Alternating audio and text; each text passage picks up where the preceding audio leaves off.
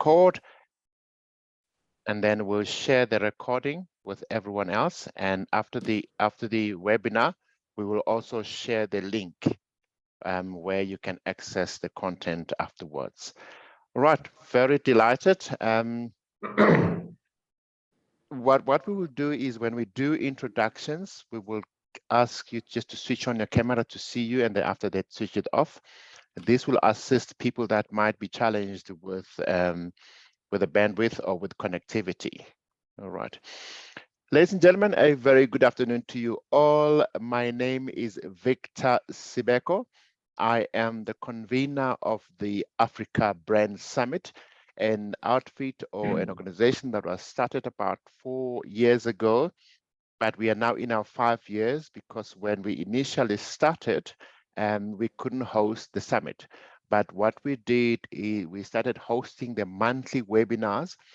These webinars are based on very topical issues that affect or impact us as Africans and Africa and its diaspora. We don't want to confine our conversation to South Africa, but we want to share our experiences with the rest of Africa and compare ourselves with our fellow African countries, because we are in this together. When the West or the East or the South look at us, they look at Africa. And the sad part is that sometimes they see the dark continent, and yet it is not that dark. And some expect us to see us walking around with elephants on the streets and wearing skins. So we are not as bad as all that. We are well sophisticated, and we all know when things turned out bright on our side, we were referred to as the gateway to Africa. And we've continued to maintain that as South Africa, but we don't want to be arrogant and claim that we know it all. So Africa Brand Summit runs these monthly webinars, and these monthly webinars, they are a culmination of a final summit that we host at the end of the year. It depends on where we want to host it. We've hosted 4 already, 3 in Cape Town and 1 in Johannesburg.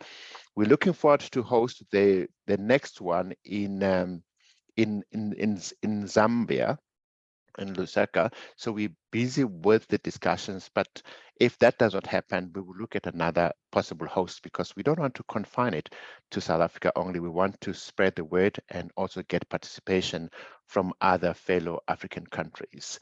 As mentioned, I'm the convener of the Africa Brand Summit.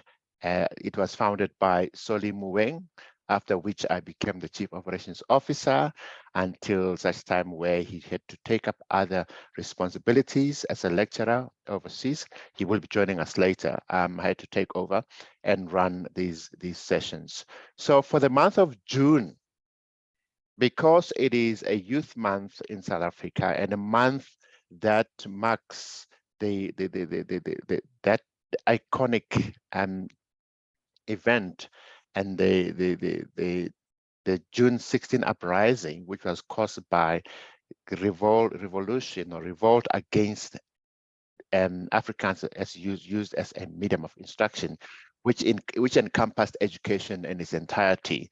So we thought, let us have a conversation around education and skills, but again, do not keep it to ourselves, but let's get the participation of all other representatives from other countries. We have London. We have Kerry all the way from London who will be part of the panel. We've got speakers from Botswana. We've got guests from Zimbabwe. We've got guests from Eswatini. We've got guests from Uganda. We've got guests from Angola. So we are really doing our best to share our experiences in this regard, and also to get the best practice on what they do. So we have these guests that have also cut their teeth in various industry, who will share with us what is their take on education and skills. So the Africa Brand Summit is really interested in sharing the information and growing in this regard, and not only keeping these discussions to ourselves, but picking up action items in terms of what we can do after that. So we all know, and we're all aware, that education is a fundamental driver of personal, national, and global development.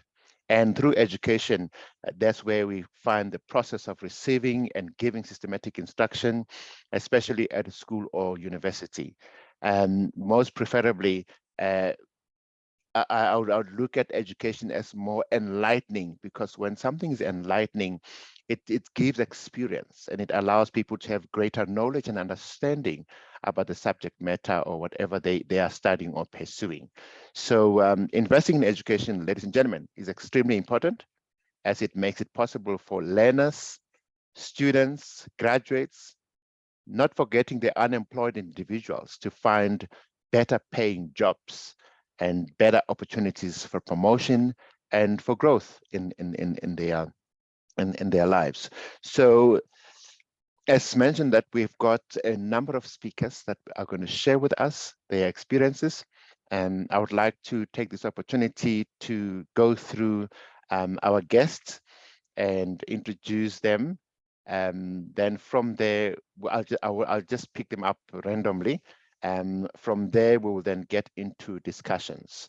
So in terms of the house rules, ladies and gentlemen, please keep your gadgets muted. If you want to ask a question at question time, just unmute, or you can raise your hand using the gadget at the bottom of your screen, and then we can spot. And if I cannot see you, may I ask anybody who can see somebody to draw my attention as to who has raised a hand, and then we can take it from there. Let me start by introducing somebody that is very special to us and a very special guest, and that is Kerry. Let me do this, ladies and gentlemen, pardon me. I'd like to introduce a special friend that we've met several times at various, and we've spoken and we've shared the platforms at various events throughout our professional career as public relations and communication management. Now, this is none other than Kerry. So, okay. Technology is challenging me. I'm playing producer, technical guy at the same time. Okay. So do you want me to give an introduction to myself, Victor? You can do that. Okay. But I would like to do it, and I know why I want to do it, ladies and gentlemen. Kerry Shehaan is a specialist in service design, development and innovation, and has supported government and organizations, including across Africa. That's why we have here as part of our panel. So Kerry is a strategic advisor to the Airline Turing Institute, and working with the British Standards Institute on the development of global standards for artificial intelligence. And Kerry is also an award-winning chartered public relations practitioner. She's a qualified machine learning developer and an artificial intelligence for business that provides counsel. She also provides counsel to executive management teams on the adoption of the new technologies and artificial intelligence. Now, this includes, ladies and gentlemen, the implication of automation and artificial intelligence, including ethics, opportunities for operations, citizens and customers, as well as culture change and people education and upskilling. Speaking of which, upskilling is very important, especially with our topic today. So what I will do, just to make it lighter, is I would rather introduce a panel member and ask them to weigh in on the topic for today. So Kerry, what is your take on this topic for today, especially when we talk about the skills that are regarded as skills of the future? Would you take us through that? Just 2 to 3 minutes of that. Yeah, brilliant. Thank you, Victor. Great to see you again, and great to see everyone else. Oh gosh, skills for the now, skills for the future. I don't think you can, look online or scroll through your phone or look on the news and you'll hear that businesses are changing, innovating. We know the whole of the Africa continent is positioning itself, for mass transformation now. So investments in people and skills are paramount, I believe, and many others believe, and I'm sure you do, because you're the real experts here on the ground, so to say, to really propel Africa to not only the forefront of, I guess, the fourth industrial revolution that we're in right now, the technological revolution that's gathering pace and that's not going to leave us, but it's a real great opportunity to develop people's skills, to give them those opportunities, whether they're in employment or coming into employment. And this is particularly really important, just for a bit of context here before I talk about actual skills development and skills which are required in a sense. As we know, Africa's got one of the youngest populations on the planet. With that comes demand for technology. Mobile payments has taken off. You know, we've got whole countries going on their digitization journeys.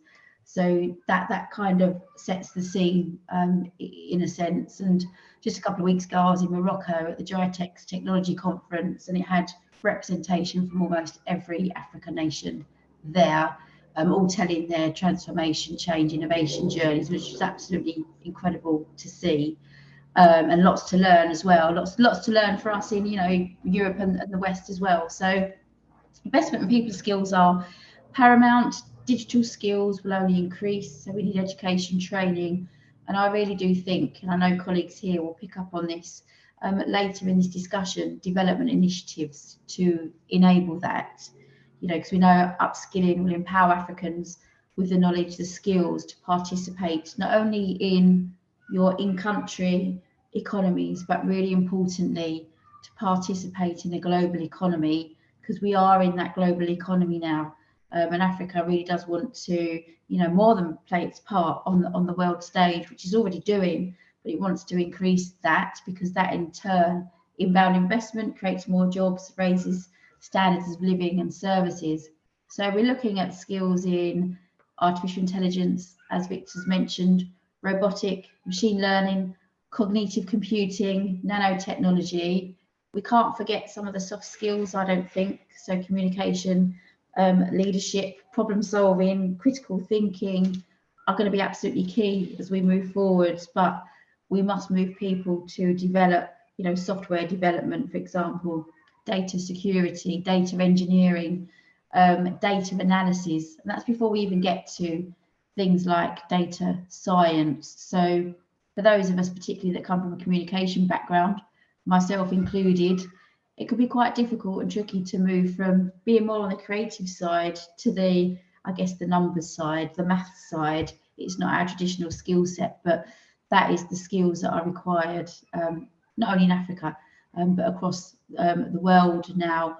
We know, you know, the Future of Work forums, the International Labour Organisations, you know, which has got bases in African nations, UNESCO, been working all together, the UN, World Bank, private sector and so forth. And I guess it's not too harsh to say, lots of companies, private companies, but also public sector companies and organisations which also need to transform. Wow. But transform pace are screaming out for these skills, and that is now. So what can we actually do to support Okay, people? thanks to Kerry. Hold it right there. Ladies and gentlemen, I hope you're taking notes and noting your questions that you might need clarification on. But it is obvious. It is evident that artificial intelligence and technology has taken over. So for us to be able to live up to the expectations and understand what we have, we need to upskill ourselves. So there's one thing that we cannot afford to sit back and not do. Even if you think you've had it all, you've got degrees and everything, technology is challenging us and it requires us to move with the times. So thanks, Kerry, for that insight on why is it important for us to look at the skills of the future. Next, ladies and gentlemen, allow me to introduce a very special guest of ours, and that is Shantal. Shantal is the founder and manager of two businesses called Shantui Business Solutions Agency, which serves for the small, medium enterprise market by providing high quality data and services that lead to confident decision making and improved processes. So the services include brand management, business development, business planning, business process management, company registration, digital marketing, funding solutions, marketing, public relations, coaching, research, restructuring, and she's also one of the official patrons of the Township Economy Revitalization Program. Madam Ramatsui, you're doing so much.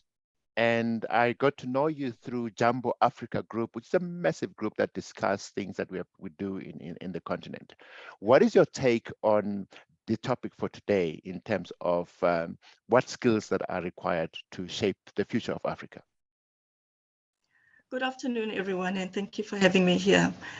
Through my experience of working with SMMEs, I actually have come across the need to upskill many, and it's not just the young ones as well, it's also business owners with more established businesses. I recently dealt with a group of military veterans, and sadly, most of them are not even at a level where they can actually enter into, venturing their businesses without going to the basics of entrepreneurship, being educated in entrepreneurship.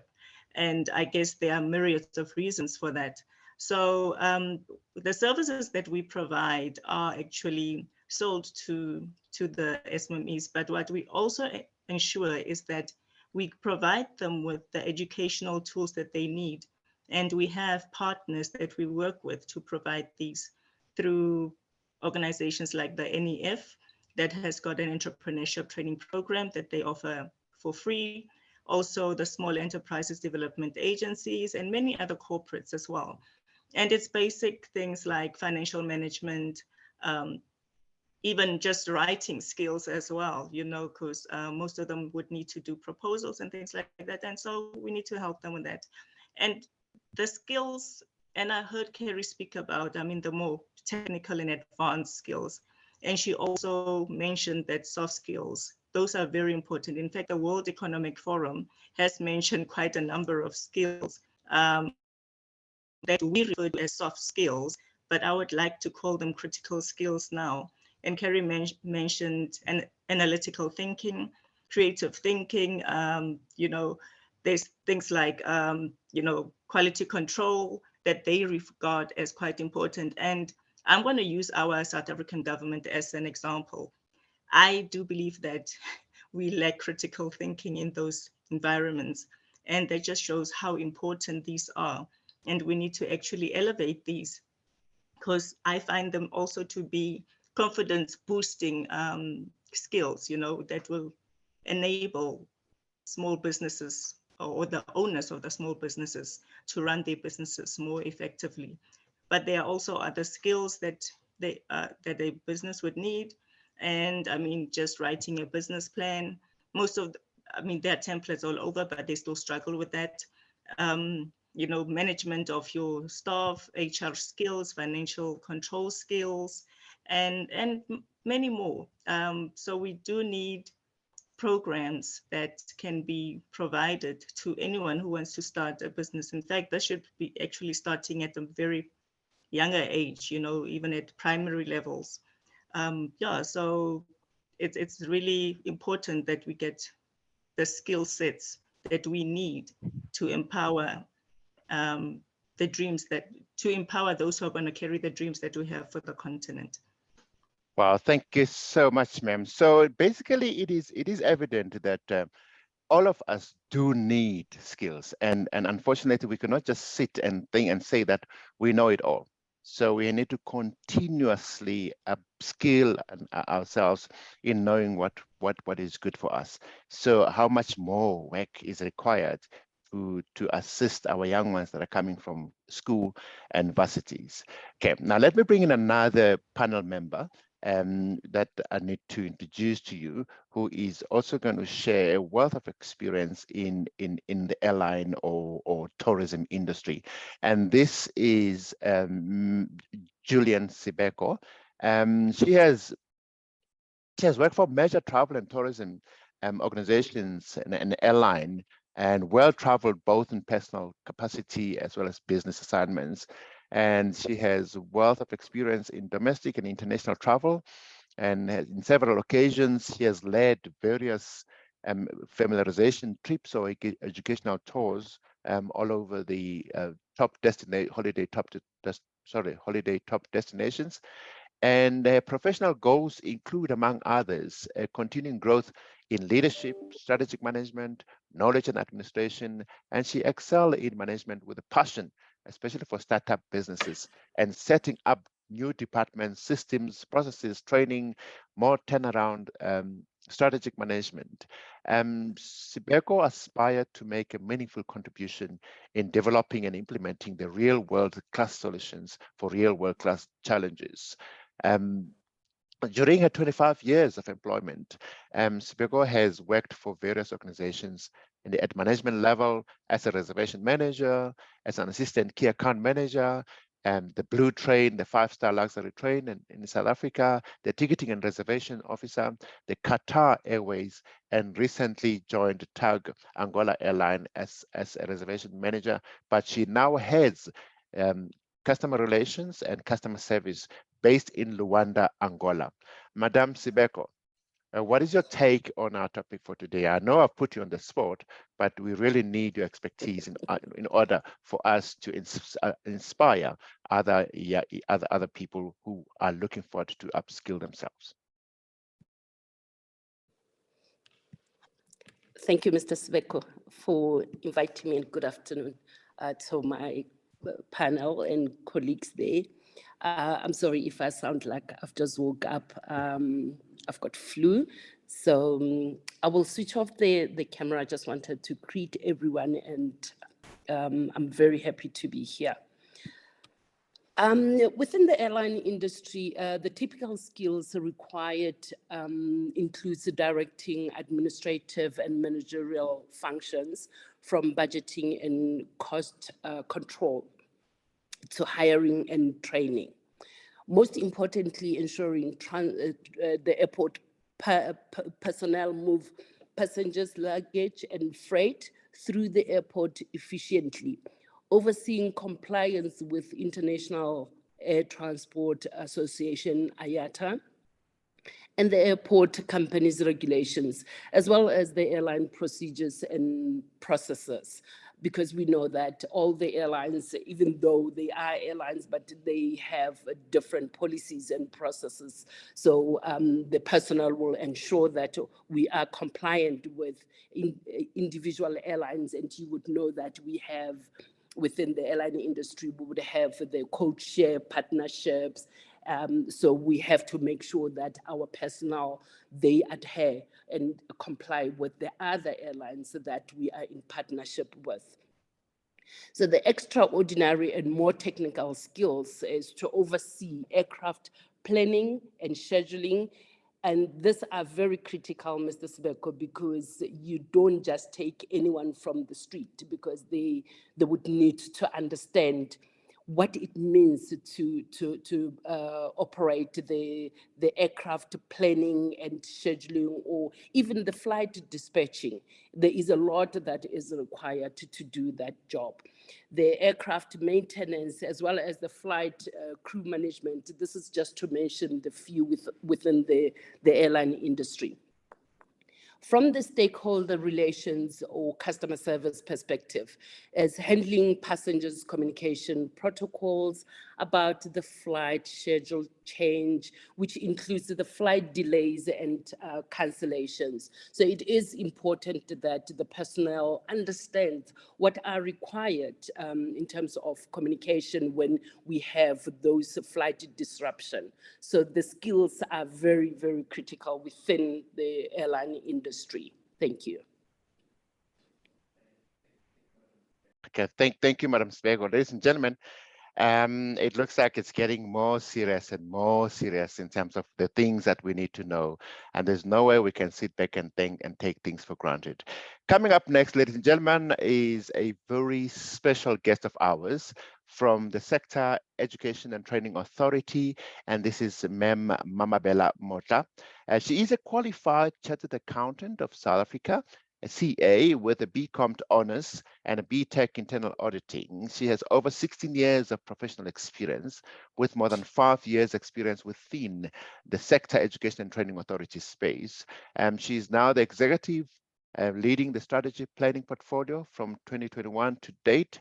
And I'm delighted that I actually serve under her. She's my leadership at the services SETA, which enabled delivery of SETA's mandate, including organizational research, skills planning, performance monitoring, and reporting, qualifications development, sector chamber operations, including personal care services, chamber with hair care industry, and impact evaluation. So working with chambers, industry, research, and skills planning departments to identify skills in demand, and through qualification development department ensure that SETA has capacity to supply occupational directed programs for skills in demand. Before her role as the executive manager for strategy and planning, she was an executive manager in the office of the CEO, responsible for support, operational, that is secondary mandate business and advisory functions, corporate services, special projects, bursaries, and infrastructure development. Her experience in public sector includes more than 10 years as the public sector auditor. She audited various spheres of government, national government, public entities, and municipalities. Ms. Mamabele will really take us through this, especially to answer the last question for the day. But for now, Ma'am Mamabele, you've dealt so much with skills in the skills space. The topic today is talking to you, and I think you are the lifesaver. You hold the key to enlightening us in terms of what exactly are the skills that are required to shape the future of Africa. Afternoon, everyone. Thank you so much, Mr. Sibeko, for hosting us here, Services SETA, and I'm attending with the team working planning. For me, I normally say easily so that skills is a new currency in the country, and if we can really appreciate the value that the skill holds, like we appreciate the value that the money it has on the impact on the inflation and the interest rate, as Africa, we can go far. Because when you look at the importance of the skill, you'll understand why do you have SETAs.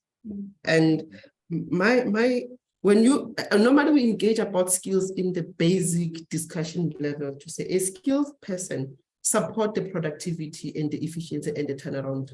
My fellow panelists have spoken about how much if entrepreneurs are being supported, they become more sustainable and efficient. Capable workforce, companies will see more in terms of the production and their turnaround in companies when they have. Question is that I want to come to say not just the skill, when they have the right skill. So SETAs, as a result, we were then established as per the Skills Development Act, so that we can be the intermediary. We can be the ones that were between business, so that we understand the skills that are in demand, or I'll say industry at large, which because this will include associations, labor, and everyone, because business, labor, associations are very important in us identify the critical skill, the right skill that is in demand.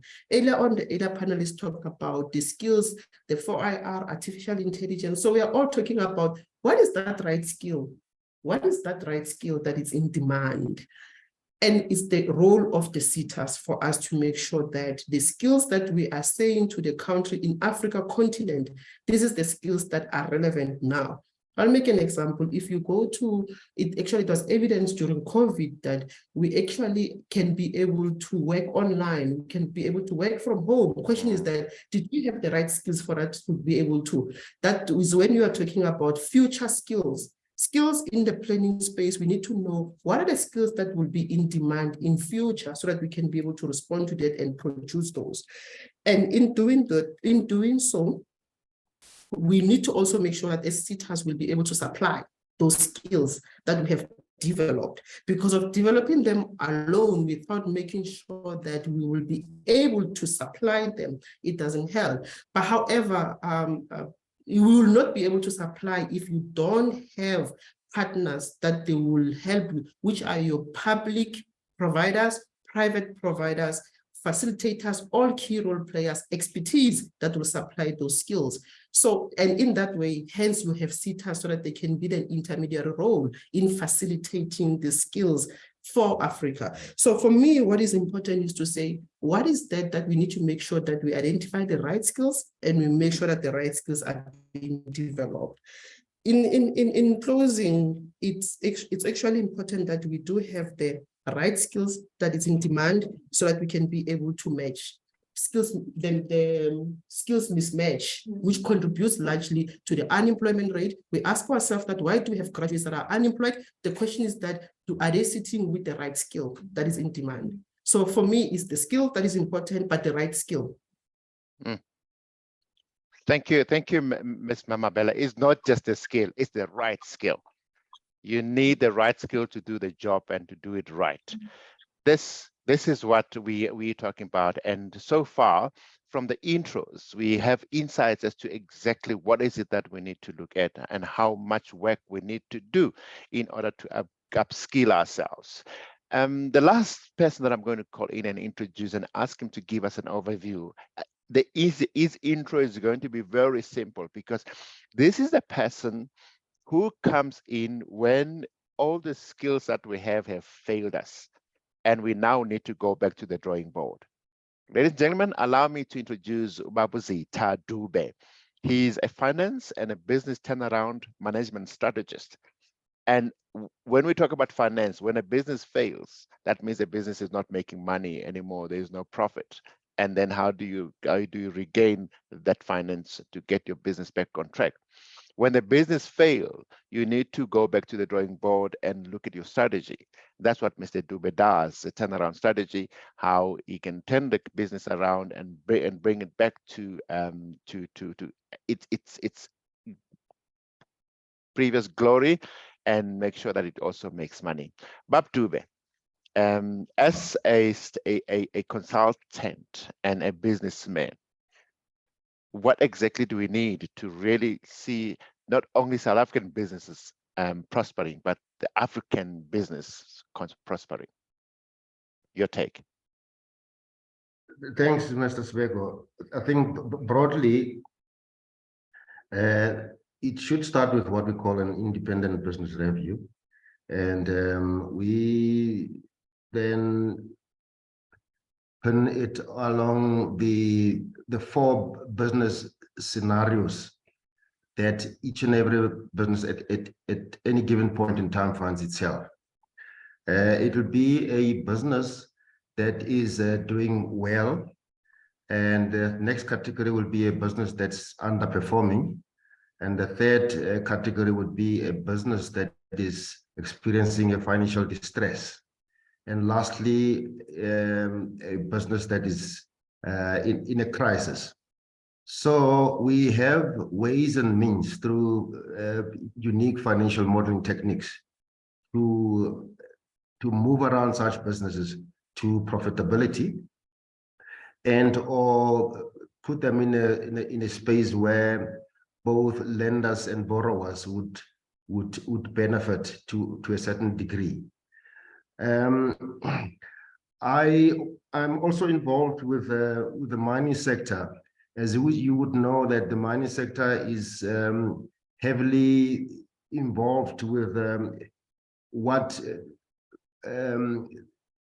communities in its environment would be looking for jobs around the mines.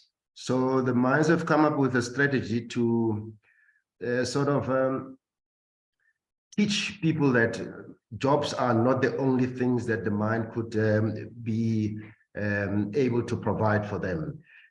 So there are other ways and means in terms of their resources.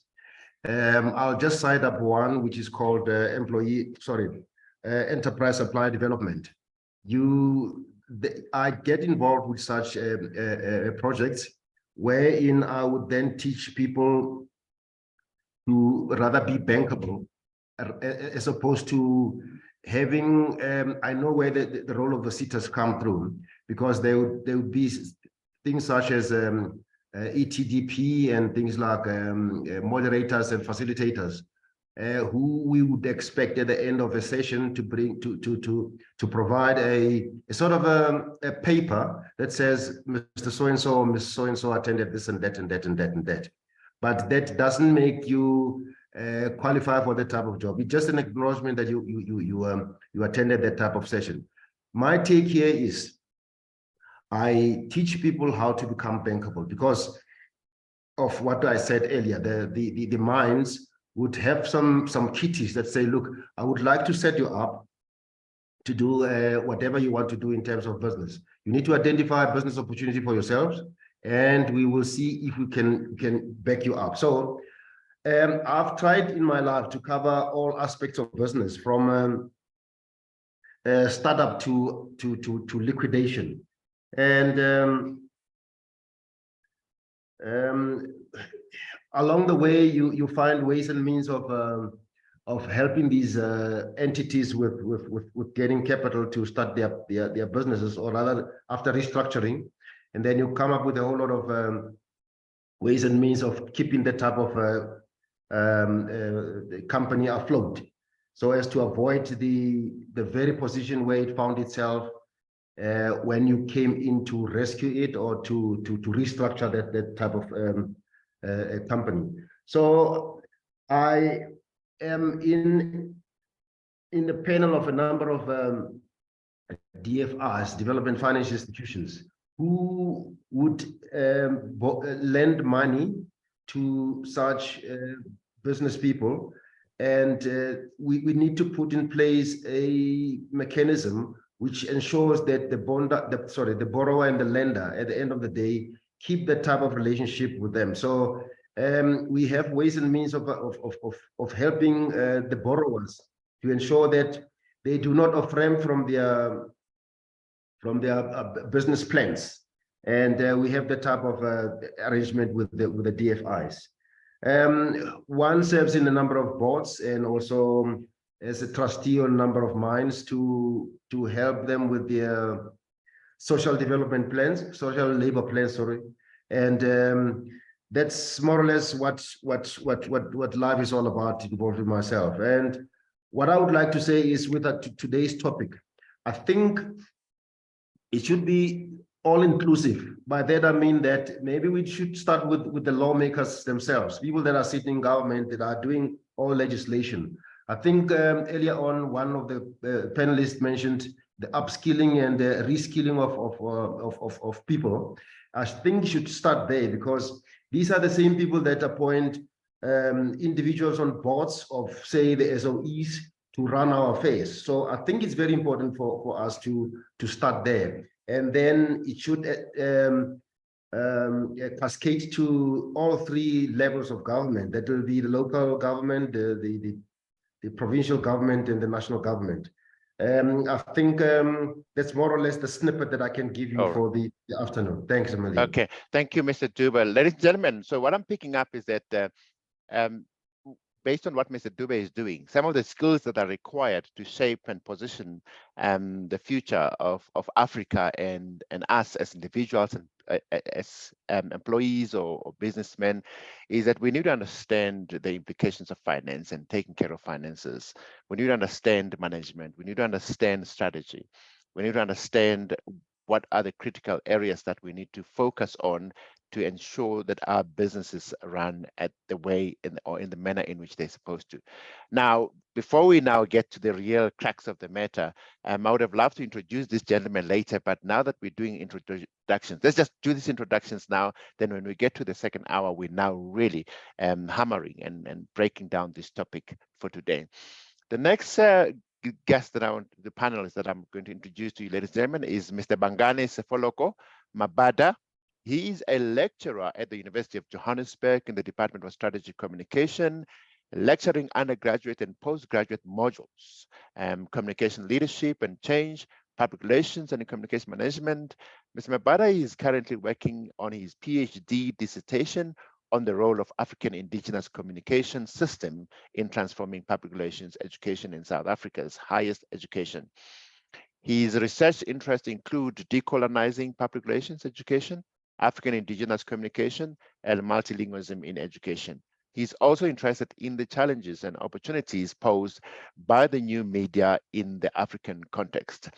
Reason why we also have Mr. Mabada as an academic is to answer some of the questions that we have in terms of looking at the curriculum.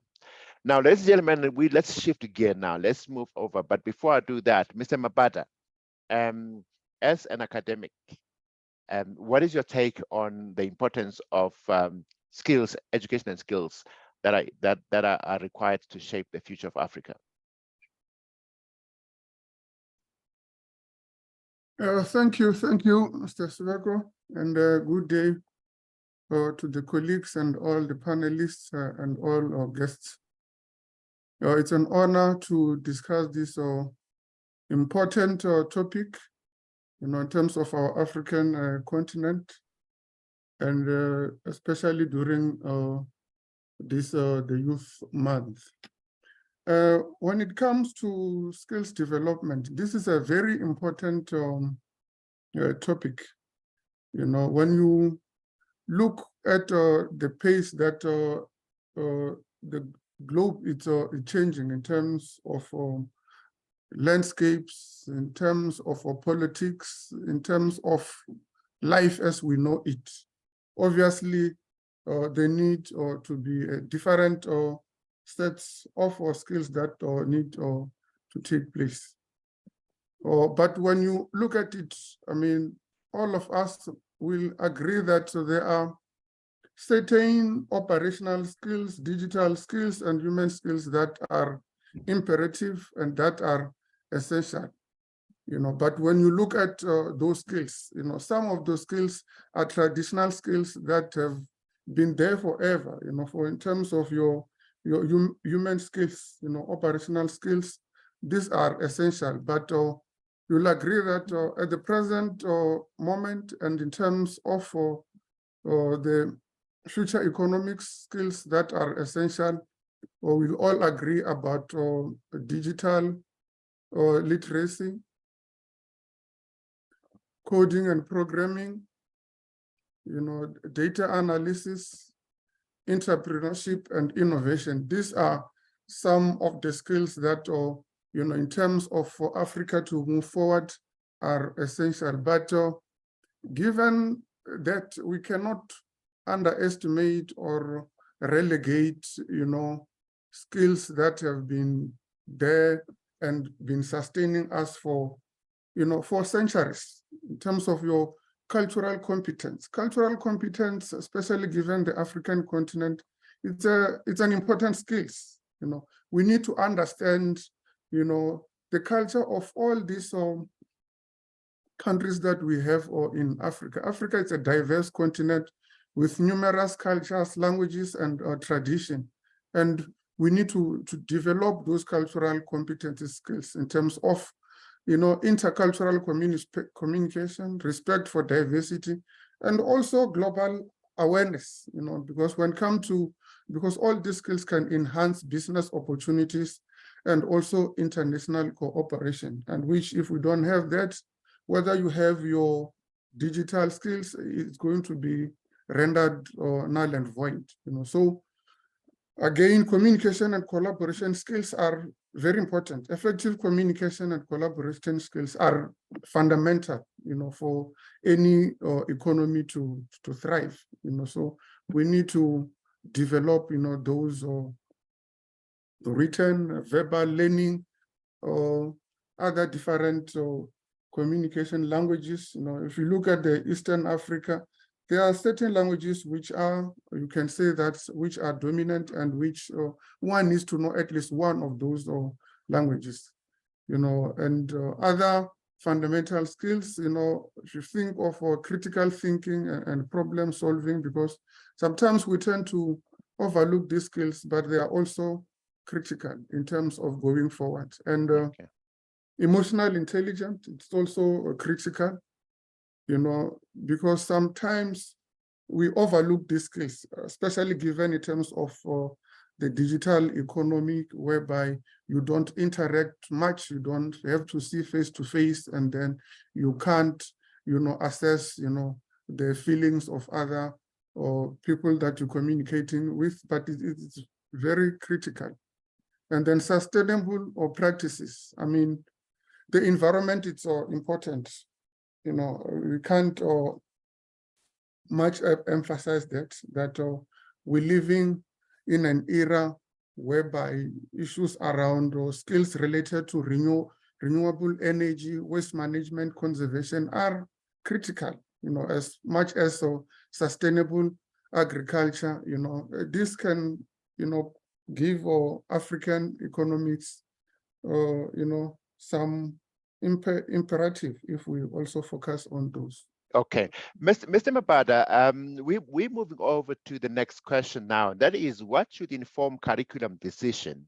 Now, as an academic, what is it that you look at to put together a program that is aimed at producing a particular student or graduate? We'll start at the top, but we have a very special guest with us who is involved in the early childhood development. I think I'm going to also just ask her to throw a spanner in the works. So, from the curriculum perspective, Mr. Mabada, what should inform the decision on what to put on the curriculum? Yes, thank you, Mr. Sibeko. Curriculum is very essential in terms of creating all these skills. And obviously, our institutions play a bigger role in that area.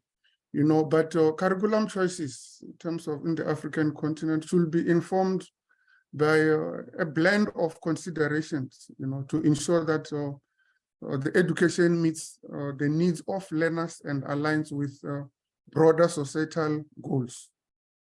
And right. Of course, given the colonial history of Africa's educational institutions, a curricula that is informed by the colonial thinking is essential. Okay. And as such, such a curricula will be best served by, Paulo Freire's 1970 pedagogy of the oppressed, theoretical framework. Yeah, you see we're now talking to a real PhD student, pedagogical. We have to Google this one. And no, thank you so much. Mamabele, your role is a bit of a difficult one because you get these young people, some adult people that are employed already who want to start developing themselves further and looking at what they have to do, especially within the services SETA, where we also look at the framework and the works. What in your view do you think will make life much more easier in ensuring that we've got people that have got the right skills to suit the industry? Good day, Mr. Sibeko. My name will be Sidiso Tamasani. Yes. You might Okay. have missed it. Oh, yes. You might have missed that she needed to step out. Oh, and great.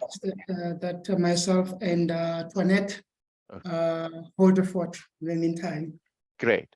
Let's talk about Yes. curriculum. Yes. How do we get this right? The decisions on putting together a curriculum and what should advise what? Is it Yes. the job, or is it the person, or is it the future, or what exactly? Indeed. Very, very, very relevant question. And I think it ties very well to what I think Mamabele has spoken to earlier on, saying we must train for the right skills, something like that. So I see the relationship very closely with your question. But at the same time, I mean, there's this colleague of mine who's always who's a very problematic question to say, are we training for skills supply, or are we training for skills demand? That's the question. Yes, so it's very important to understand where we are, and we are in a very privileged position, I think, as the SETAs, because our mandate is to service the industry, is to service the employers by ensuring that they've got adequately trained labor force. Okay. And so we are not training for the supply, but rather we try by all means. I don't know to what extent we get it right, but the line of march is that we should be training for the demand, and therefore this informs the curriculum development. The curriculum development should be informed by the needs of the industry. Okay, so So the the services yeah. SETA is more like fixing the aeroplane while it's flying, because you're dealing with people who are already in the industry and you're trying to make them relevant to the job. Absolutely, All right. absolutely. You said it so right, sir. Okay. Absolutely. So. All right. Speaking of the fixing the airline while his flight is flying, let's speak to Mrs. Sibeko. Mrs. Sibeko, you are in the airline industry for so many years. What exactly is happening in this space? How does the whole idea of subjects which lead to young people getting frustrated and less black pilots in South Africa? What exactly is happening in the space when you as the airline industry look at recruitment, you look at placement and the right skills? Well, within the airline industry, you have different positions which might require critical skills or that might require just the basic skills. So it depends in the airline industry, where do you want to be? But if we were to focus more on the critical skills for pilots, you need to be able to master mathematics, physical science, and geography. Those are the requirements. And without those subjects, you are not able to be a pilot at all. However, having said that, I've noticed recently that new flight schools have made provision for learners with Motla through the special programs aimed at such learners who wants to become pilots. So, for an example, you would have there's a flight school in Jamestown. I can't remember the name. So they don't necessarily need any learner who wants to be a pilot to have done maths or physical science. So because basically they've designed some programs that will help children to achieve that goal of becoming a pilot. But this is not just for pilot. If you look at someone who is working within the network planning, someone who is in that area would have to do maths as well, because you need to look at, if you were to schedule this flight, for an example, if you're flying from Johannesburg to Madrid, you need to be able to calculate if the Johannesburg flight to Angola is a feeder, or it's profitable, or it's a loss leader. So you need to be able to calculate all that. And if it is a feeder, is it a feeder because the one that it feeds to, which is the Angola to Madrid, is profitable? So if you look at the relevant subjects for those positions, you definitely need to have maths and physical science and geography. Right. Now, Miss Matsui, Shantal, you are so much into development. What do you look at when you start assisting people reshape, realign, re-engineer their career? Because you offer so many very good, extensive programs. Does the current curriculum assist you in doing that, or does the current curriculum make life difficult for you to do the fixing after all the damage has been done through 12 years of schooling? What is your take on this? So as Shantui Solutions, when we engage a client or prospective, or the many pro bono clients that we get, and the people that we mentor as well, we more of a social enterprise. So we engage a lot of people regardless of the financial standing. And I'm very spiritually inclined. So the first thing that I would do is to look at the person themselves, because to get into entrepreneurship, you need a particular character. And if you don't have that, you are bound to fail. And I mean, starting with the fact that one day you might have to decide whether you need to pay your internet services or buy bread, and you might have to forgo of that bread, and that's just the life of the of entrepreneurship. So we look at the person themselves, then we would look at the business that they're entering and look at the skill set that they have. So we match who they are to what it is that the business needs to offer. And this is mainly with a lot of startups, and because that's the bulk of our clients. Once we have determined whether they are capable or not, we would then provide them with leads as to where to go and attain these skills. But the problem that we find is that people just want to start a business. They want to open up shop and just sell and get money and move on with life. And sadly, I mean, and that Zitha will tell you that's how they end up in his office. So we ensure that we bring in the skills that will ultimately sustain the business and make it profitable. So through each life cycle, so in the business planning process, because that's the best place where we are able to determine, you know, whether they have the capabilities or the capacity. We would, after delivering on the business plan, we actually then start a customized development program for that client, and we check in every now and then to see where they're at. If we have recommended them for a particular training program, we would then look at how do they apply the newly attained skills into the business. So yeah, we walk hand in hand with the clients to ensure that, you know, who they are, what they've attained, as well as their newfound skills actually work for the business. And that is where we come in with our business process management as well. Yeah, so throughout the life cycle of the business, we are with them. Okay, great. Thank you so much. Let's just cross the seas and take a flight to the UK in London. Kerry, as an advisor, I heard this. I heard Ms. Shantal say something very interesting, that it's character that you have to look at, and then from there you can work around that. As an advisor in this space of skills development and running an institute, what is your take on curriculum? How important it is?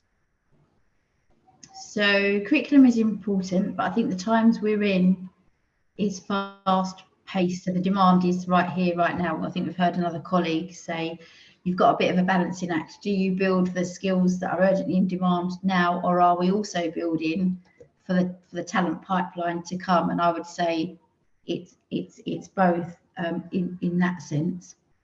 I mean, we know, for example, that there is starting to be a shift away from university degrees globally. And that may be because some of the thinking is the skills and capabilities, the knowledge is phenomenal, but the actual practical skills and capabilities that come with some of those degree-based education only last for 4 or 5 years.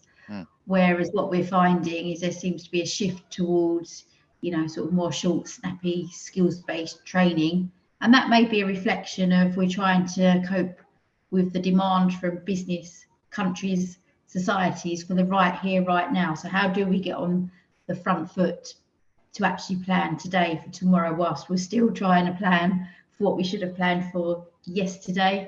So I think it is a bit of a juggling act, but I think university colleagues will hopefully agree with me here. We've kind of moved away from very formal settings to university providers now provide short online courses. There's a hybrid approach. Yes, character is very important, because of course this whole country is almost go on mass upskilling. How do you differentiate the best from just those that, you know, might come at it from a general point of view? I think I heard another colleague mention that here. So I think we are at a bit of a crossroads. We also know sort of the general education systems, I mean, it's fantastic as they are, they do have long lead times to actually change courses, to actually get things formally on the curriculum. I mean, myself, for example, I've never been asked to do so many guest lectures, various universities around the world, including at UOJ in South Africa, because that's a way of getting around the longer lead times. So I think that's where we see companies like SETA and other ones do have a really important role to play. Thank you so much, Kerry. Kerry, all the way from London, ladies and gentlemen, also plays a very important role in terms of advising and visiting Africa and South Africa in particular as a guest lecturer. Now we've got guests that are attending this webinar, and definitely they also have questions. Some of them might want to weigh in on the questions that we've asked so far. And we have a very special guest who has become a patron of Africa Brand Summit, and that is Dr. Peya Makwatane. Dr. Peya Makwatane, and you also supervise students who are doing PhDs and many other things. What is your take on the two questions that we've asked? Just to go back to the audience and also get them to participate in this discussion. And by the way, ladies and gentlemen, this discussion is also live on the Africa Brand Summit Facebook page. Okay, Dr. Makwatane. Okay, I'll get the principal, Dr. Sipalane.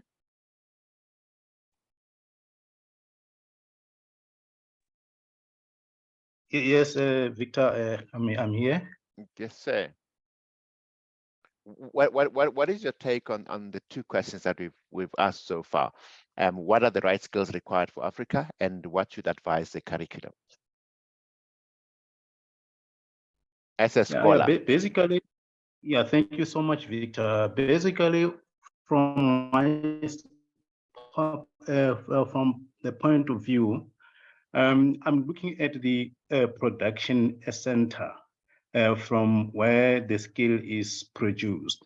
The other thing that need to be taken into consideration is, or the question that need to be asked is whether the skills that the universities as well as the other institutions, for instance, is the quality of that skill, because at the end of the day, the quality of the skill, it also inform what the output they're true. The representative from the SETA has highlighted very clearly to say the type of the skill, the relevance of that particular skill, and also is it relevant? What is the at the end of the day that skill is going to be realizing? So those are some of the things that we need to look at, especially Africa as a whole. And again, another element that maybe sometimes now that also need to be taken into consideration, not to be forgotten, is the migration of the skill, of that skill from Africa to outside. Outside outside countries. It really is very, it's a point that needs to be also looked at to say, are we not able to recruit and retain this skill? What are those things that are the pushing factors of the skill from Africa to other countries? So those are some of the dynamics that need to be taken into consideration, Victor, because at the end of the day, we are now sitting with areas where we are saying we are running short of skill in Africa as a whole. But then what are the pushing factors, and what are the issues that we can able to enhance in order to attract that particular skill? But as I conclude, I would say Africa is strategically positioned to produce what you call the skill that is required. But at the end of the day, we are eventually losing that skill to outside countries. So that is the problem that maybe sometimes now we need to be looking at, Victor, so that we we must have what to call strategies, recruitment and retention strategies that we can apply in Africa, so that we should not just lose that skill. We should not be like a pot that is having some holes you produce, but therefore you don't retain. Thank you so much, Dr. Victor. Thank you so much. I receive the blessing. You just called me doctor. Thank you, sir. I receive. All right. Okay. Ladies and gentlemen, let me throw this question to the entire panel. With the institutions that we have right now, it may be easy for me to ask who are the leading education and skills institutes in Africa. But then maybe I can also rephrase the question and say, what makes an institute a leader? Looking at the important skills that are required to shape the future of Africa. So I want to open up this question and throw it at the panelists and see who is going to grab this and what is your take on this question? Who are the leading education and skills institute in Africa? And what will make them lead? And which we'll then talk about after this.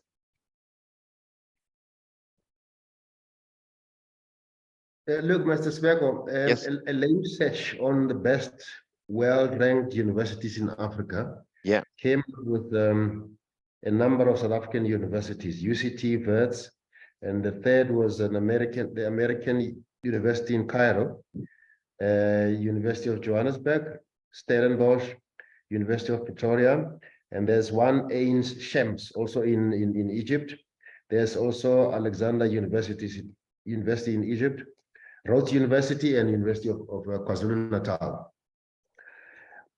I think it's based on academic achievements benchmarked against the other universities in the world in that form of ranking. There's a top 10 in Africa. Okay. Yeah. No, thank you, Mr. Dube. I just like what I've just heard. Now I'm going to throw this question now directly to Mr. Mabada as a lecturer and as an academic. We are quick sometimes to criticize the institutes that they're not performing, they're not teaching the students the right thing, they're not preparing them for the industry. But there's a lot at play.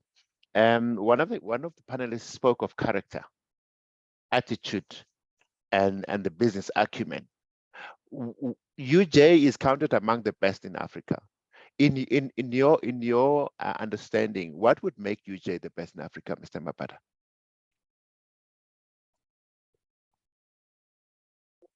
You are muted, sir. Thank you, sir. Okay. You are muted. Please unmute yourself. Thank you, thank you. There we go. Thank you, Mr. Sibeko. Yes, sir. I was saying that I didn't want to answer the earlier question because I was going to say UJ is leading. Biased. Yeah. Right. Yes. I would say that because if I give a little bit of background, going back in terms of how UJ becomes a leader, especially given the case during the pandemic, the COVID pandemic.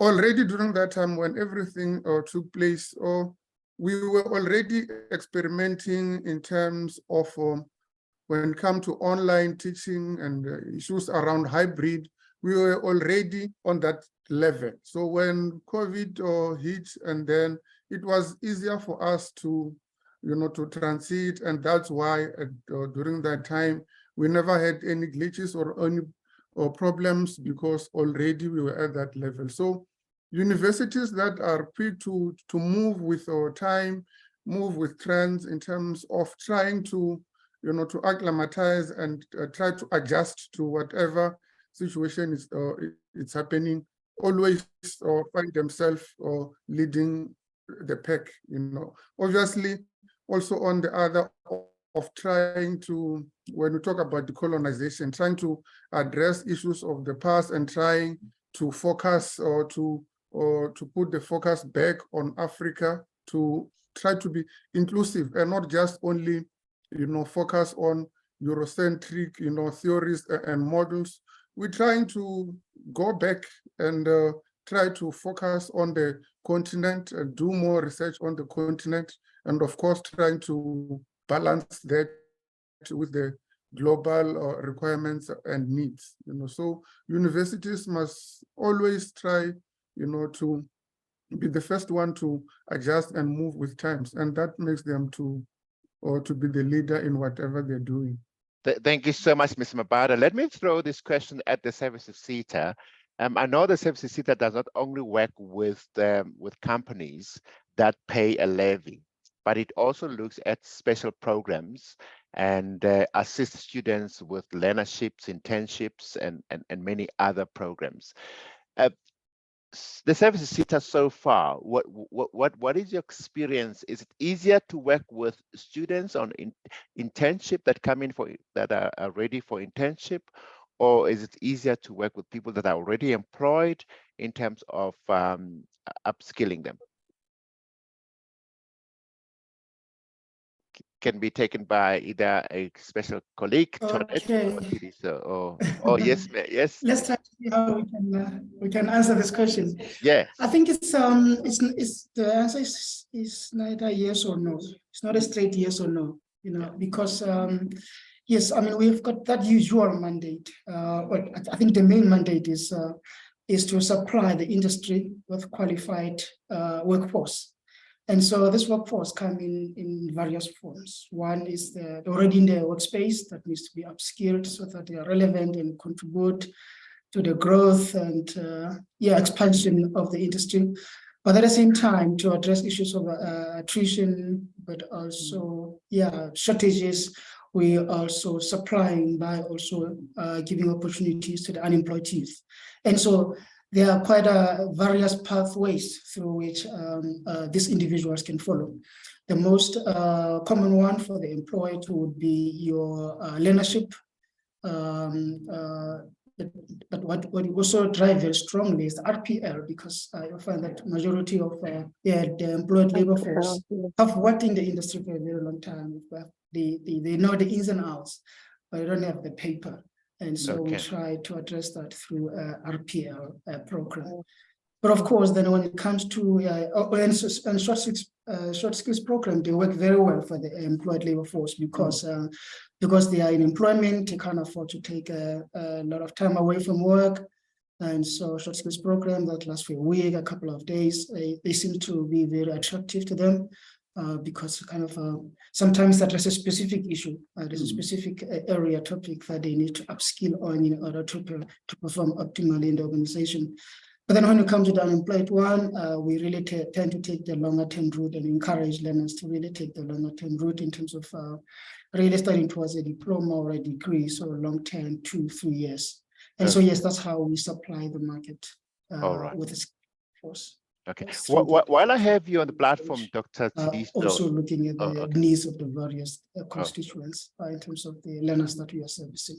All right. While I have you on the platform, Dr. Tsidiso, what role do you think the public and the private just to also weigh in on that, it's Toinette Williams. Oh, thanks. Toinette. In terms of also with the employed people, I think there's a tendency that we kind of at a stage, we look at the youth and implementing the learnerships and the internships, but then you have the lack of absorption into employment. So also the problem that we find is the learnerships, their internship, the learner goes and does it, there's no employment after that. So then this learner gets frustrated by being put back in a place where they are unemployed. So we also tend to see the repeated going on to a different learnership because they need money, they need that learnership stipend. So we have that difficulty in terms of with internships and learnerships. A lot of employers also find it a little bit tedious in terms of the administration of it. And we find that sometimes they are not willing to do the extra administration. because it does take time and effort, and coaching and mentoring and proper coaching and mentoring is required within the workplace so that those learners can actually benefit in totality. But as well as we're saying, with AI coming into play and the technological advancement, we do have a lot of the older employees that of older tenure, they actually require these new skills, but there's also a big gap in terms of that, because I think sometimes we tend to focus more on the younger learners, and like Doc says, with the RPL, we need to employ more of those as well, and try and find a bit of a balance between the two. Because if the people, for instance, if I look at the economic recovery plan in contact centers, in a contact center, you can get in with a matric.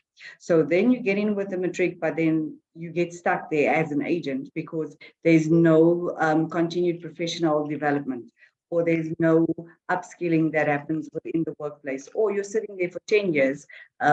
So now there's also a national imperative that government has looked at, where they indicated that, for instance, in the contact center industry, they need to upskill those people that have been there for years and RPL them, and then work towards that so that they can get the bottom line or the entry level positions in the company filled and get people employed, so that the contact center people that's existing can move upwards, also creating more job satisfaction, better development for themselves, and having that pride and satisfaction, and also creating that culture of, I need to be a brand, I need to uplift my skills, and I need to get it to a certain level. So those imperatives are also nationally indicated by government as well, to assist with that, because as AI is coming into these spaces, basic calls and prompting, press 1, 2, 3, 4, 5,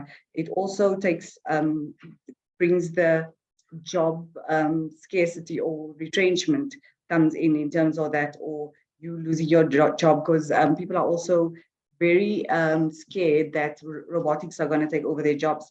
But then if they are upskilled and the next level of skills, so there's AI, there's chat boxes, but then you have the information, you have the systems, what is the next level? What is your value add as a company? Because I think sometimes we forget that. We focus on the hard work and working with the data and the information, and then we respond too late to these needs of the employed people as well. And if we have that done by robotics or data analytics, and we have those type of skills done with technology, it gives us that time to say, what are the trends that I can identify? What is the data saying to me? How do I respond? How do I form a new strategy in terms of skills development for this industry, this company? And that's where the professional bodies associations come in as well, like with PRISA specifically, because that's where they come in and they link very closely with students as well, and have student memberships as well, so that that loop is closed in terms of that. Yeah. Thank you, Tonette. Thanks, So it is obvious then that all of us sitting in this webinar are definitely challenged in one way or the other, because we need to continuously upskill ourselves. Now, we cannot leave this road to government only. The services SETA may be a government agency, may be a dedicated service provider, but what role should the public and private sector play in this regard to cooperate with the likes of the services SETA, with the colleges and various other strategic skills development platforms? I would like to take this back to Dr. Tsidiso. What do you expect from the public sector, the public and the private sector? What type of cooperation you need, and what is it that they need to do right? Because it's easy for any public sector or corporate to blame the services SETA, and yet they don't know the ins and outs and the mechanics of how this works. How do we do this together? Yes. No, really understanding the role of the SETAs, which is to really produce ready-made, if I can use that term, ready-made workers for the industry. So one of the approaches that the qualifications in which we train in, they must be occupational in nature, meaning that they must have a component of theory, practice, and experience. And this is where the employers come in. For learners to get an opportunity to practice work placement, we need workers. So we are struggling actually. I mean, I don't know if you look at any SETA, you look at their annual report and you look at the number of learners they have enrolled on various programs. We've got roughly 7 programs that we enroll learners on: candidacy, artisan, learnership, internship, bursaries, skills program, AET, to mention a few. If you look across those, you'll find that the enrollment rates are very high. It's not easy to get the learners to come, but to completion, because they need to have that experiential part and the practical part, then the completion rate are very, very, very low and disappointingly low. And so this is where the employer comes in. I think that's one aspect of it. So, and currently with the new QCTO qualification sub-framework, there's a strong focus on work placement. And so if you come to the SETA, especially the chambers, we are running up and down, going to this big levy payers, because there are some entities, which is another point I'll come to. There are a number of companies that are really paying levy to service SETA, but they never even bother, to come to the SETA. But they've got their own training center. Servest is one of them, Bidvest, they are biggest levy contributor, but they have got their own academy. Just like, go away, services SETA, we can do it on your own. But then it services the whole sector, because ultimately they focus only on their people, and yet our mandate is to service everybody. And for us to get there, we need a cooperation and collaboration with employers. So that's where they come in. They're very central. They're our client, but also you also need to implement through them. Okay. Our primary stakeholder. All right. Yeah. Now, so that's one. Okay. If I can jump to the last one very briefly, is that the training also can take place in the workplace, and this is through what is called workplace skills plan. Okay. So we encourage entities that, especially those that pay levy to us, to have workplace plans, because it also incentivizes them as well. I mean, there's a they get 20% of the money they paid through levies back by training employers. So there's that encouragement as well for industry to also participate in the skills program. You're right when you say it's not only the government. Oh, yes. No, thank you so much. Now, I'd like to take this to the Dube. But Dube, you advise companies to set up, and then when they fail, you assist them turn around. But in the process, we loosely talk about mentoring and coaching, and sometimes it pains me because we don't own up to that. How do you advise companies to handle such sensitive matter? Because we don't want interns to leave college and go start in a company, and then they are made to make tea and wash cars. So from the strategic management perspective, how do you handle the mentoring and coaching, and how do you deal with the interns? Okay, sorry. We need to take cognizance of the fact that human capital has long been considered the most distinctive feature of the economic system. And further work has proven the impact of education on productivity growth empirically.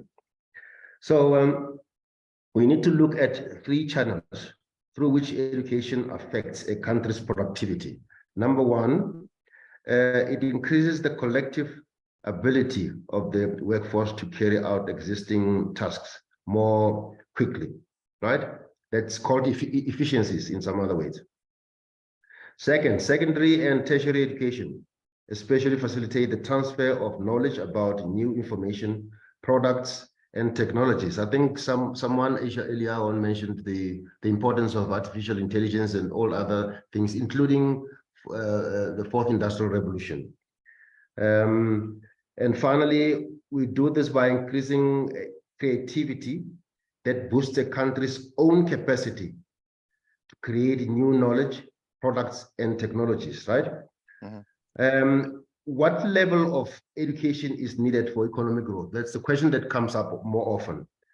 Investment in secondary education provides a clear boost to economic development, much more than it can be achieved by universally primary education alone.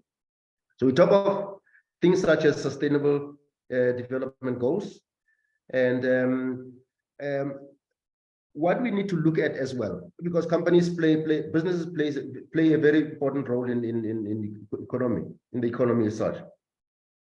We need to look at strengthening the private sector by scaling access to finance for small businesses. That's where the banks come in with their little percentage of what they pump into the economy.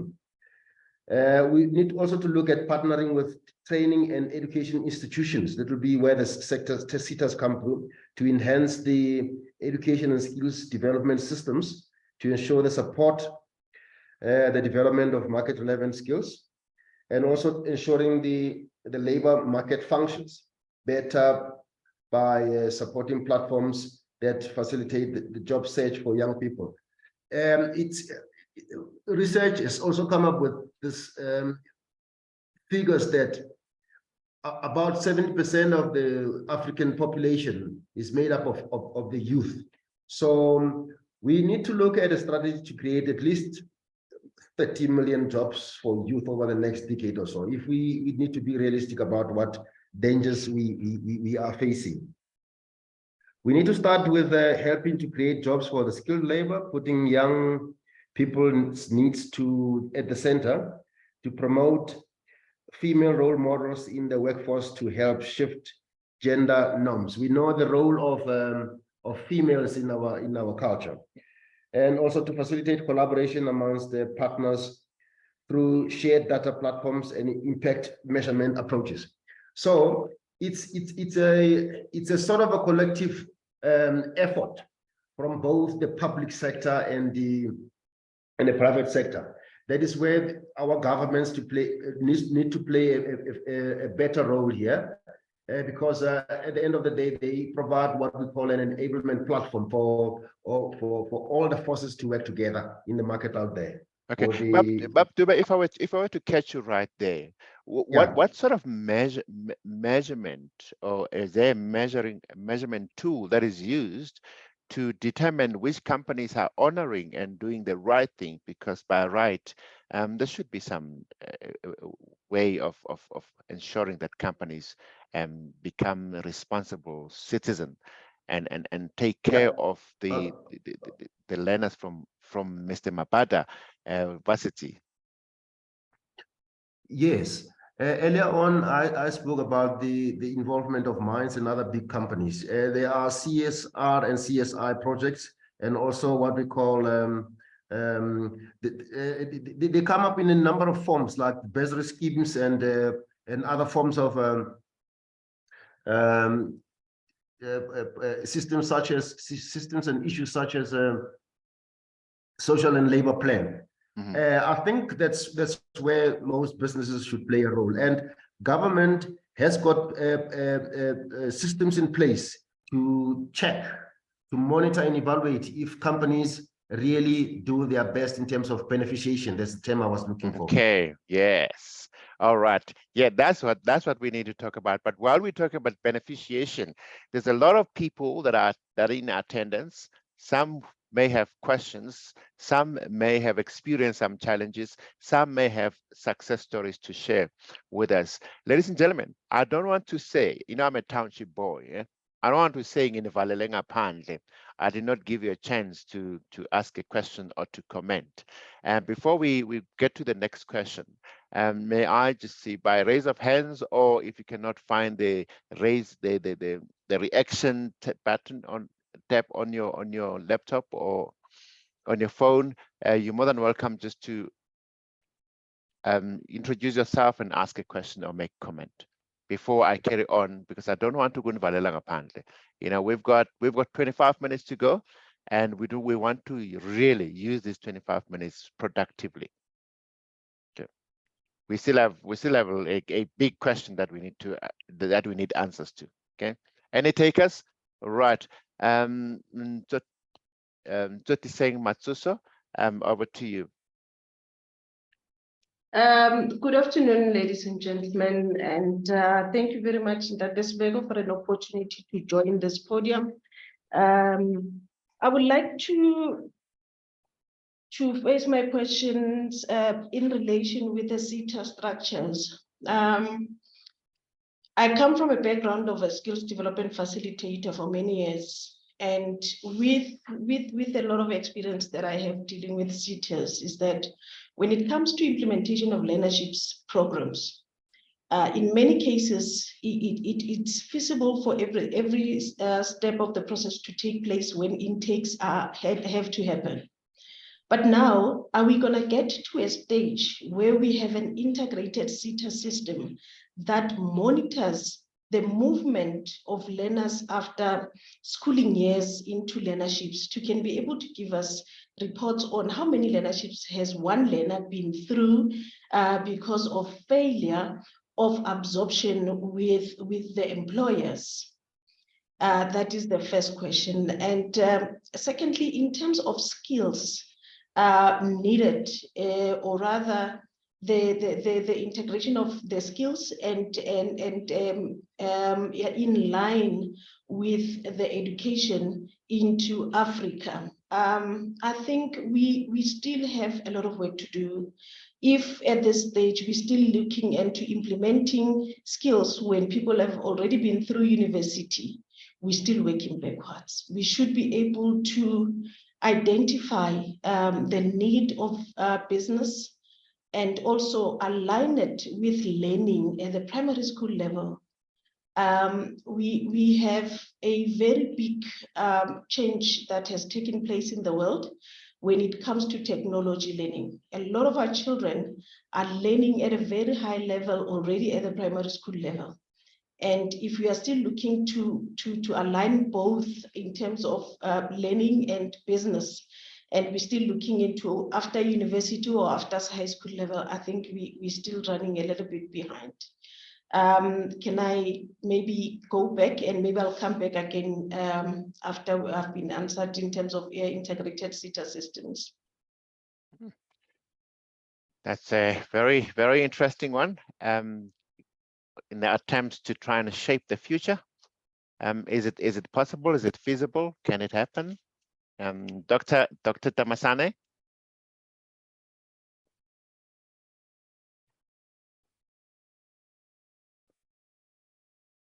Or Toinette?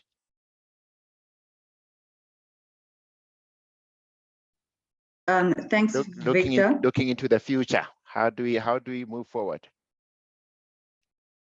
Yeah, it's one of those things that we, even across the different SETAs, there's been way more collaboration in terms of the different SETAs, because we have a lot of, for instance, we have business services within the services SETA, but there's also a cross-cutting because you find, for instance, events management in services SETA, but you also find it in a different SETA. So the collaboration and partnerships between the SETAs are important.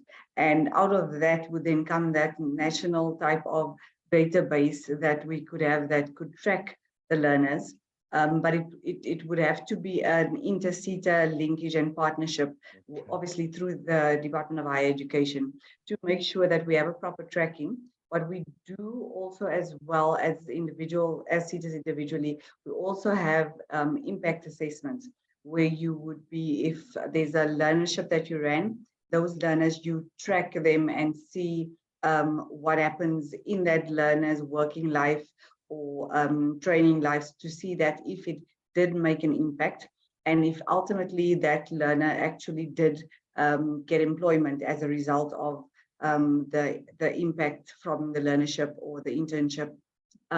But as well, 100%, we are in agreement with what the lady indicated in terms of the schooling, because what we have also started with is we're doing not career awareness and exhibitions only for university and TVET college students. We have taken it down to a level where we've realized, for instance, in marketing and communications, and we're starting that as a pilot, to look at the different types of careers already when you are at school, but it cannot be and now I'm giving away my age, standard 8 only.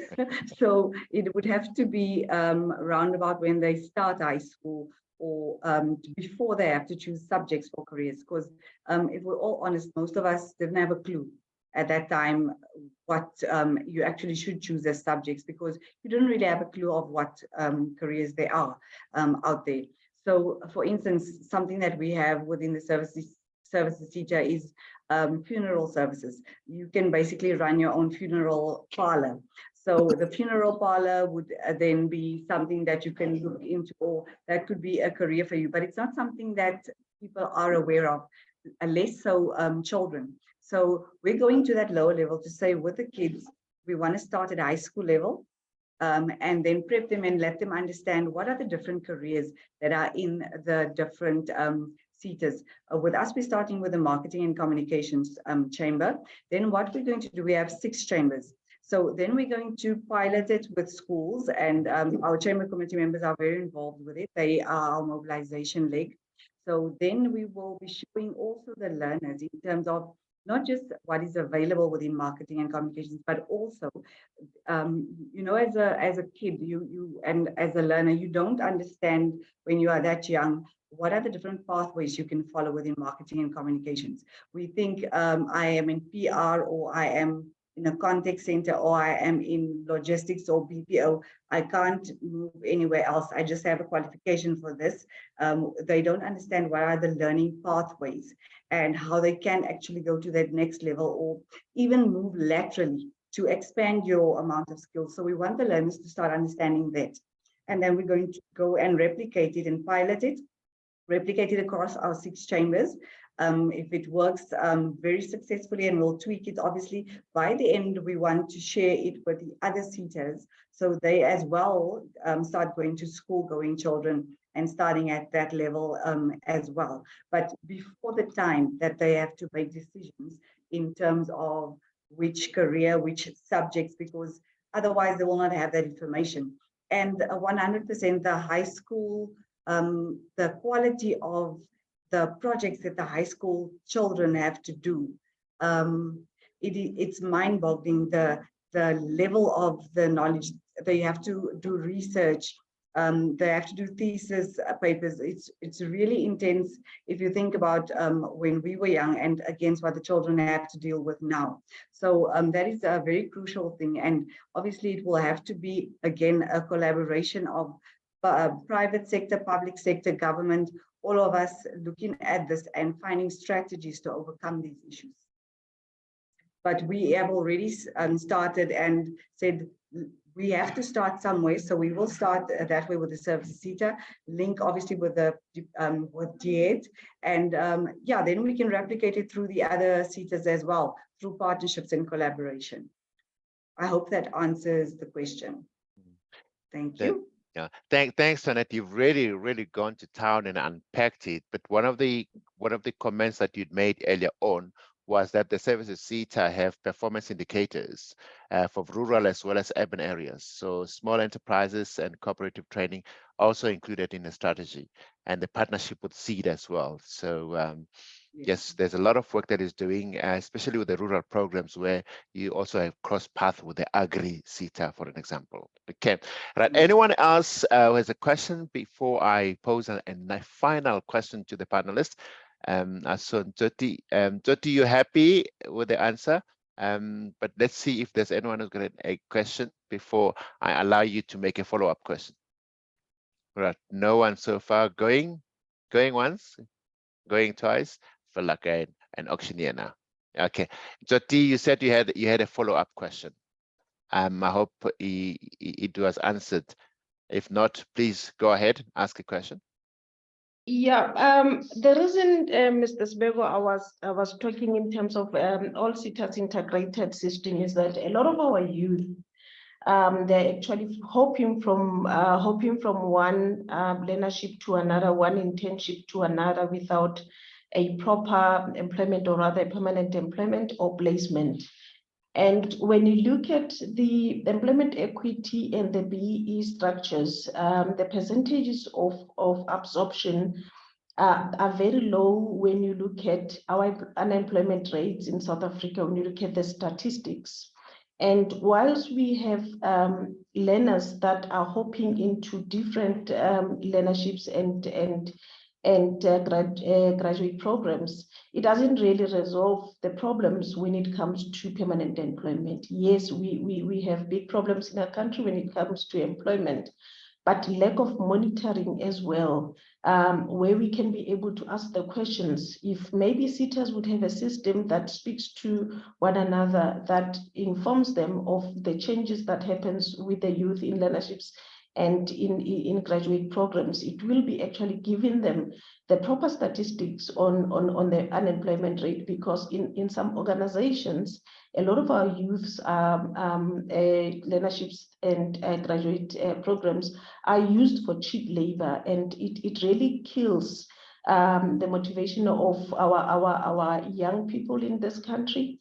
And also, we are struggling with, I will call it poaching, because the European countries have already started for years now taking skills from Africa into their own countries. We are actually losing a lot of skills internationally, because we are not retaining, and we are not coming with policies and structures that takes companies to be actually looking into a proper way of I can say absorption and development programs to avoid this lack of employment in our country. Thank you very much, Dr. Sibeko. I hope I've made sense with you have greatly so. Maybe just in the interest of time to say that I serve in the SETA chamber, the marketing, public relations, marketing and communication. I know there were the joint projects where we go out for youth Career Day, Career Expo, Career Vista, where we're trying to educate young people about this. There's a very important comment that has been made by Judith Masangu on our chat. She says, I agree with providing right skills. However, there is a gap we find on the ground in accommodating reasonable needs for persons with disabilities. In many SETAs programs, we find some skills excluding certain impairments, a very important and critical one to address. Tanette or Dr. Do we have a program that look at people with disability?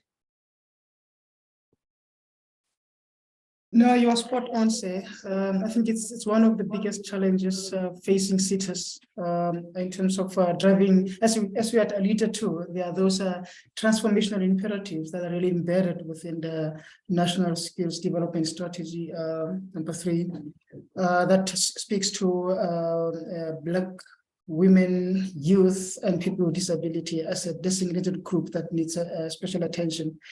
Indeed, those are some of the really areas we're struggling with in terms of absorbing and retaining, not only just absorbing, even retainment of people with disability. It is a challenge because of the, I think, elevated attention they are receiving. The previous speaker spoke about the hobnobbing of learners from one SETA to another. We also find this as well with the people with disability because there is such high demand. They tend to hobnob from one SETA to another based on the amount of the stipend available as a form of livelihood. But yes, of course, it's one of the key measures in terms of the impact we're making with the industry is to talk on board people with disability. But I must admit, it's an area we are really struggling with. Not so long time ago, as I indicated, that one of the strategy that we are really rolling out and very aggressively is to getting these top level players, big companies that really can absorb a large number of people on board in as far as implementing occupational qualifications jointly with them is concerned, but also placement of learners, especially the internship one, the one that have completed their diplomas or their degrees. Now they need work experience. is one of the areas we contribute to. So recently we had a meeting with SETA, for an example. I mean, one of the biggest things they said to us, like, you know what, SETA, can you help us? Do you have a database of people with disability? We need people with disability. So yes, it is very sad that on the one hand, there is this problem that is really confronting us as a society, but at the same time, there's this challenge of accessing these individuals.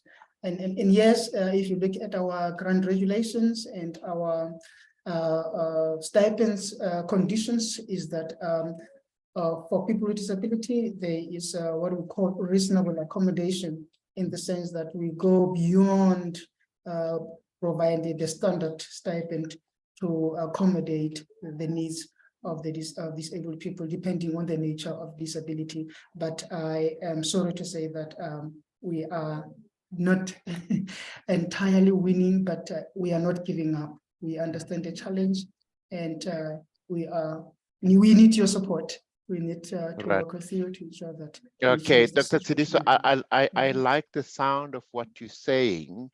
And I'm excited. You'll be surprised why I'm excited when we talk about this, because I am an advocate for universal accessibility, but in tourism. I am also in tourism business, where we push to ensure that all properties, hotels, and places of interest do make provision for people with disability. So the hotel rooms must be proper. There must be ramps. Then the Nelson Mandela House in Vilakazi Street, the restaurants in all in tourism routes have got the right facilities. This, I take that it will be one of the outcomes for this conversation that we're having today, because talk without action does not really help us at all. Now, I've put this up as a project, and it will be a project that was born out of this discussion, and I just love it. Now, another question which came through the WhatsApp, she seemed to have a problem with the network. Each time she tries to connect or unmute, she gets dropped off. Brenda Tax. Brenda is a specialist in early childhood development and also a lecturer in that space, and she's been battling to establish facilities to implement this project and take it to another level, because in her service, she's actually accommodating every child irrespective of the condition. So which of the sector education and training authorities may be able to assist in this regard? Dr. Tsidiso, we seem to be back at you now. I apologize. I missed a little bit the gist of the question. All right. We have one of guests, Brenda Tax. She's a specialist in early childhood development, and she's also a lecturer in that space. Now she wants to put together an establishment that will provide for early childhood development, taking into consideration every child, irrespective of the condition, whether they are able or physically challenged. Which of the sector education and training authorities may be able to assist in this regard? Oh, yes, indeed. No, that's a good question. ETDP SETA will be your SETA to go to. Okay. They are based here in, what is this place down here? All right. Yes, ETDP SETA, they say they specialize in that area, and they do have learnerships in that area. Great. Thank you so much, Say. Let's shoot straight to Shantal. Shantal, I see your hand is up. I would like to add to the discussion around people living with disabilities. We've recently were shocked that we have 4 million people living with disabilities, and 90% of them are unemployed. So obviously some of them would be for more medical reasons or physical reasons where they are not employable, but I'm certain that there's a majority of them that can be employed. We are currently working with a young gentleman who is in the manufacturing industry. He is living with muscular dystrophy. He's in the steel fabrication business. He employs 9 people at a factory in Germiston. He manufactures trailers and all products that require steel fabrication. So I think that if he can do it, we can definitely also empower the rest of the 4 million, or at least a certain number of the 4 million who are unemployed. And we have projects and pockets here and there, but we need a concerted effort to coordinate all these entities, government services that actually support, so that the impact can be far greater. Right. No, thanks so much, Shantal. Now, ladies and gentlemen, I'm going to give the panelists each each 2 minutes, just to say, in case where we are all involved, whether we are a state agent or government or private sector or individuals, what is the strategy or interventions that you think we must apply to ensure that we have the right skills for the future, not only of South Africa, but of the continent and internationally? I'll start from the first, from Kerry. Kerry, what strategy, or interventions you think we should employ? Just quick 2 minute parting shot. Do we still have Kerry? She's gone to a meeting, I think. Oh, yeah, she's going to leave for a meeting. All right, let's go to Dube. You understand strategy very well. It is the way of doing things, of fighting wars. What do you think we need to do going forward? What interventions, what strategy we need to ensure that we've got a workforce that is suitable to face the future? Yeah, I think the African states should not only be interested in distribution, but they need to have a will to develop entrepreneurs. They need to move away, need to move the economy into new industries, and then they also need to find new ways of business. And in so doing, they'll be able to catch up with the southeast of Asia of this world. So they must also redo the education system. I mean, earlier on we spoke about the skills, how skills should be regraded for the skills of the future to grow the African economies, and also the rebranding or redoing of the curriculum decisions. Okay. So we need to look at components of the curriculum, also the elements and the sources and factors of influence in the curriculum, and also the essential elements, whilst we also have the strategies that we would be using curriculum implementation. Okay, yeah, that's all. We need to transform. We need to transform the economy. All right, great, thank you. Speaking of a curriculum, let us go to the academia. Vhangani, Mr. Mabada, your parting shot. What do we do? What strategy? What interventions do we need? I think the most important part for me, it will be that African countries need to work together.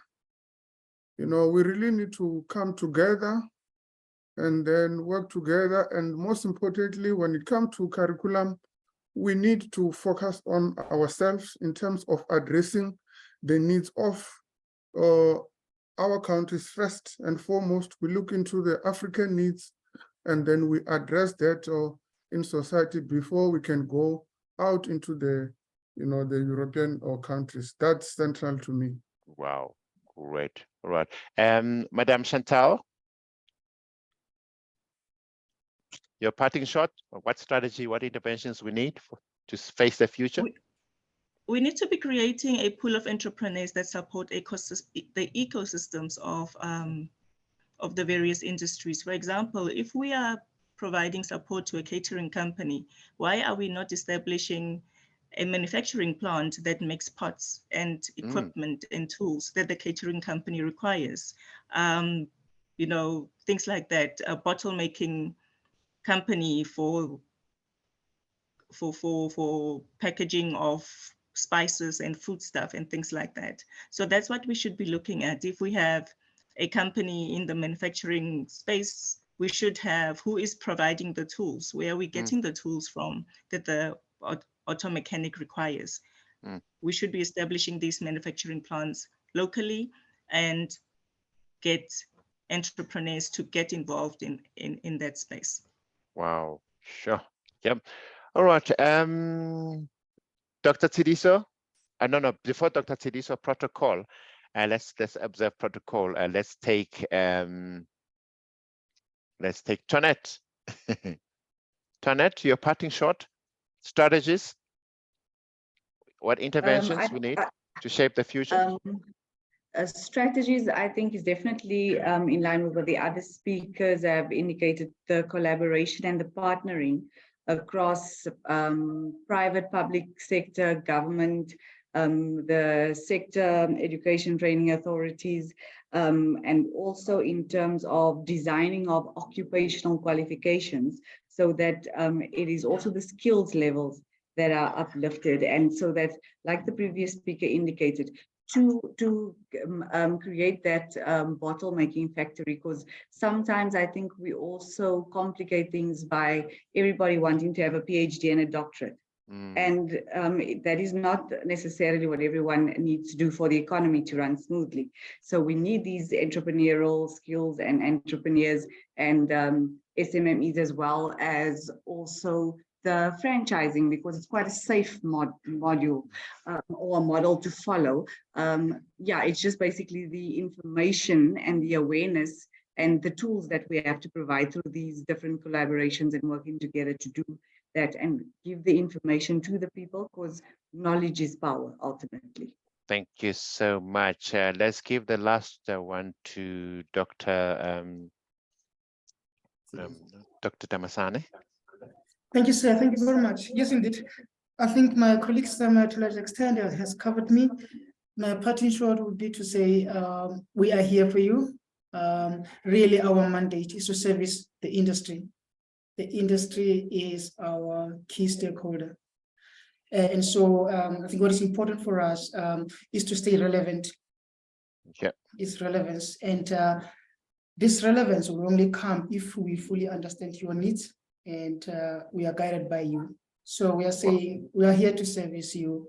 Please come on board, work with us, give us direction so that we can incorporate your ideas into our strategy to ensure that we are relevant and we service you.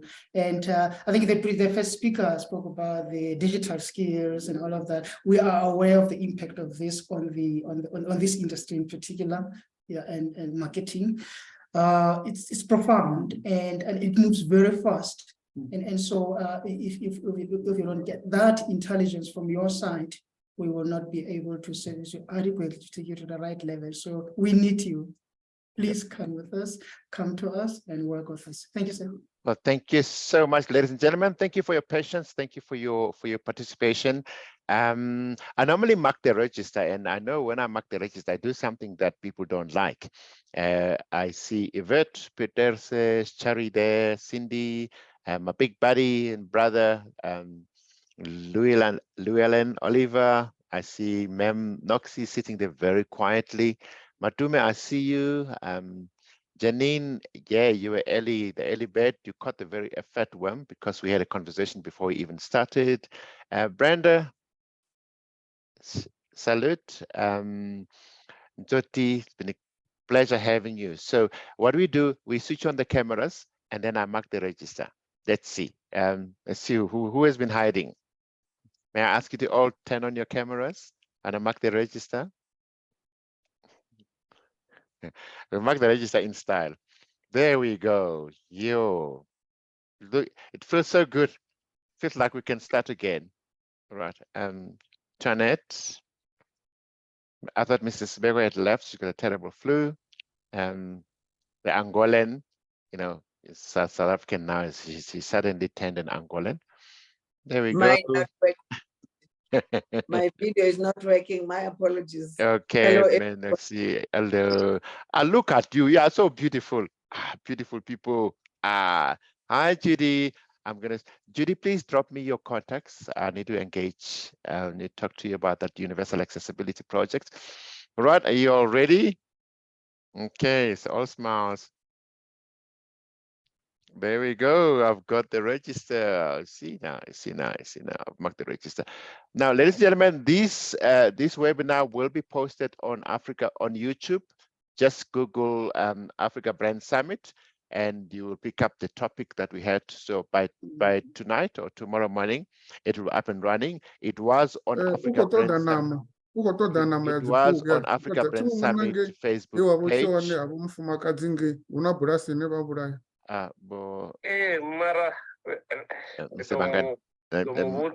Okay, so for next month, ladies and gentlemen, we've got a very interesting topic. We're talking about the state media in Africa, the state of media in Africa. So we just want to know what is the state of media in freedom in Africa? Who determines dominant narratives about the continent at home and abroad? Because we don't tell our own stories as Africans. We allow the international media to come into Africa, take pictures and tell our stories. Sometimes they don't even take pictures. They pull out the file material of something that happened in 19 Futek, and then they publicize and say, this is happening right now, whereas it's not. And we want to talk about public media versus the private media. Where is the biggest reach? Then we talk about print, radio, TV, digital platforms, and who is the king in that space and who is the queen. So I know I'm going to have Mr. Oliver as part of this discussion because he's an expert in this field, but we will extend the invitation to other speakers. This happens on the last Tuesday of the month, meaning our next webinar will be held on, let me just check my calendar quickly, ladies and gentlemen. So next webinar will be in July. Hey, what am I doing?